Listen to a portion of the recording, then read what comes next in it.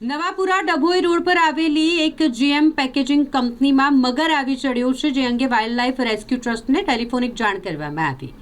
Telephonic જાણકારી મળતાની સાથે જ મોડી રાત્રે વાઇલ્ડલાઇફ રેસ્ક્યુ ટ્રસ્ટના યુવરાજસિંહ, તેમની સાથે વોલન્ટિયર્સ અને વન વિભાગના કર્મચારીને લઈને પહોંચી ગયા આ કંપની ખાતે અને કંપનીના ગેટ પર જ લગભગ 5.5 ફૂટની લંબાઈ ધરાવતો આ મગર દેખાઈ આવ્યો.